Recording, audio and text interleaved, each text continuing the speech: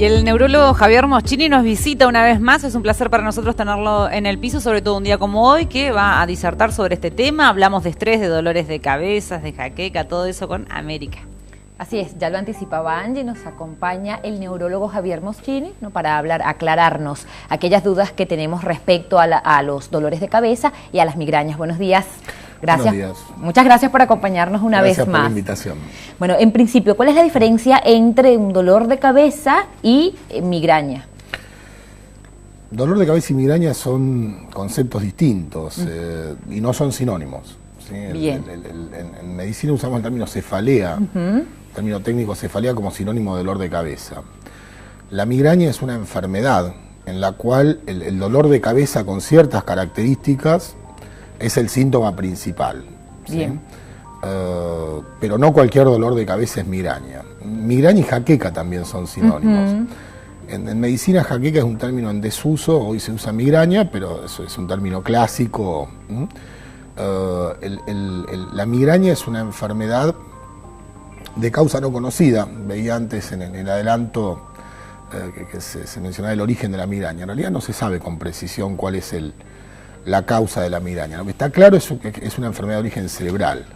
La migraña no es una enfermedad debida a contractura de los músculos del cuello, ni artrosis de la columna cervical, no es debida a nerviosismo, ni al frío, ni al calor, ni a Macri, ni a Cristina. La migraña es una enfermedad de origen cerebral. Todos los síntomas de la migraña son de origen cerebral, incluyendo las náuseas y los vómitos, que muchas veces llevan al diagnóstico erróneo de los ataques de hígado. Digamos, ¿sí? La mayoría de los pacientes que consultan por ataques de hígado, incluso los que han sido operados de vesícula, en realidad lo que tienen es migraña, ¿no?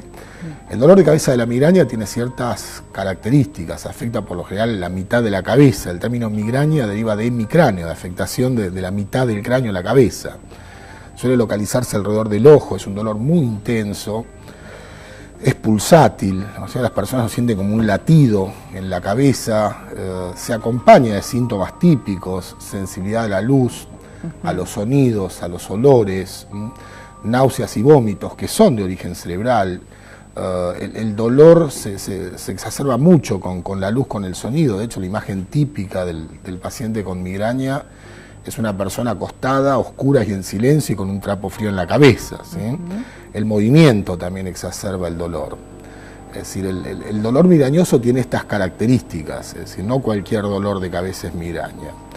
Y hay otros síntomas que también pueden formar parte de migraña y que muchas veces generan alarma, generan consultas en guardia, generan dudas con ACV. En ocasiones los pacientes con migraña tienen síntomas como pérdida de una parte del campo visual, dificultades en el habla, síntomas motores, debilidad en un lado del cuerpo. Digamos que cuando ocurre en un contexto típico con los síntomas migrañosos clásicos es simple reconocerlos, a veces no tanto. ¿Cuál es la relación que guardan la cefalea y las migrañas con el estrés? No es la migraña una enfermedad debida a estrés, pero claramente el estrés es un disparador, ¿no? En situaciones de estrés, a ver, el paciente con Parkinson empeora su temblor, el migrañoso el dolor de cabeza, quien tiene intestino irritable tiene diarrea, es decir, suele ser un factor desencadenante, ¿sí? Es muy común que cuando consulte una persona con migraña, porque en los últimos meses ha aumentado la frecuencia de episodios, tiene muchos más días de dolor, es común que esté pasando algún, digamos, un conflicto emocional, ya sea pareja, hijos, trabajo, ¿no? Que la tensión esté en aumento, ¿sí? Pero suele ser un factor desencadenante, disparador, agravante, no la causa de la enfermedad. ¿En qué momento de la vida somos más proclives a sufrir de migrañas? La migraña afecta típicamente a las mujeres jóvenes durante la vida reproductiva. Es una enfermedad muy común, afecta alrededor del 10% de la población general, 1 de cada 10 personas. Afecta al 15-20% del total de las mujeres durante la edad reproductiva, entre, digamos, el desarrollo puberal y la menopausia. También afecta a varones, no tanto, alrededor del 5% del total de los varones jóvenes. Guarda una influencia muy fuerte con digamos, las hormonas sexuales. La migraña existe en niños, pero es poco común. por lo general comienza a partir de la pubertad, sobre todo en mujeres. Mejora mucho, en ocasiones desaparece después de la menopausia, ¿sí? Es clásico que las mujeres jóvenes tengan 2 ataques al mes, uno asociado a la menstruación y uno no menstrual. Los anticonceptivos hormonales empeoran la migraña en términos generales, y hay una relación muy fuerte en este sentido. También suele haber historia familiar, ¿sí? También los factores genéticos tienen peso. En la mitad, un poco más, de los pacientes con migraña hay familiares de primer grado.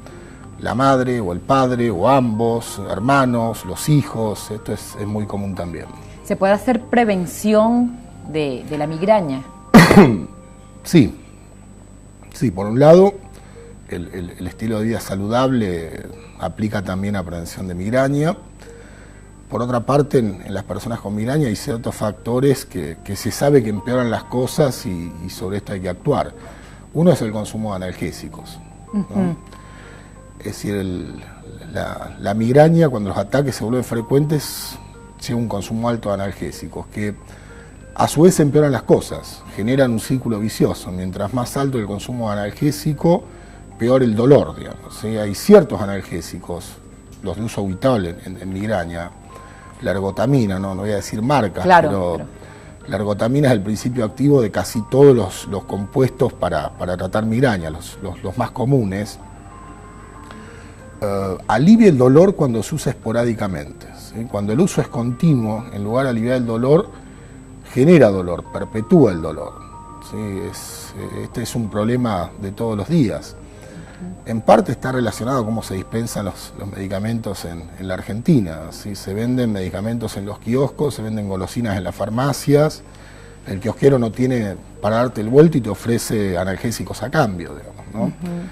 Creo que ahí digamos, hay un aspecto clave en el que deberíamos ser más cuidadosos. Hay que desalentar la automedicación, digamos, aún con analgésicos que parecen inocentes, porque en realidad no lo son, ¿sí? ¿Cuáles son las pautas que nos indican que frente a un dolor de cabeza o a una migraña tenemos que ir a consultar al médico? En personas con migraña, un aspecto clave es que cuando uno interroga, ¿desde cuándo sufrí dolores de cabeza? Dice, desde siempre, desde la adolescencia, ¿no? Hace mucho tiempo. Eso nos pone en un escenario. Una persona que tiene dolores de cabeza hace muchos años es muy distinto a alguien que nunca sufrió antes dolor de cabeza y que tiene un dolor de cabeza muy severo que acaba de comenzar o que comenzó ayer o hace unos días y persiste y no responde a analgésicos. Un dolor de cabeza de inicio abrupto, muy severo, inusual, que nunca sucedió antes, debe generar una consulta médica y rápida, porque probablemente no se trate de migraña ni de nerviosismo, sino de otro tipo de enfermedades que afectan al cerebro. Ese es un aspecto clave, la cefalea, el dolor de cabeza de inicio repentino, muy severo, que nunca ha sucedido antes, ¿sí? O el dolor de cabeza, aún en personas que tienen historia de dolor de cabeza, que se vuelve distinto, ¿sí? La persona tenía migraña con determinadas características, pero tiene un dolor distinto, es diferente. Y sobre todo persiste en el tiempo y ya no responde a analgésicos. Bien. Esa también es una razón para consultar. Bien. Hoy usted va a estar disertando acerca de este tema acá en General Roca. Así es. Esta tarde vamos a dar comienzo al ciclo de charlas a la comunidad de este año 2017. Es un ciclo de charlas organizados en conjunto con Fundesur, una ONG de aquí de General Roca. La charla de hoy, la primera es dolor de cabeza, estrés, migraña, lo que estamos conversando en este momento. Está dirigida al público general, no es una charla para médicos, sino para la gente. La entrada es libre y gratuita y el lugar donde se realiza es la sede de Fundesur en General Roca, que es Coronel Rode 1471. Todas las personas que nos están viendo y están interesadas. Invitados, sí, por supuesto. Ir. Bueno, muchísimas gracias por habernos acompañado una vez más acá en Titulares. Muchísimas gracias a ustedes por la oportunidad.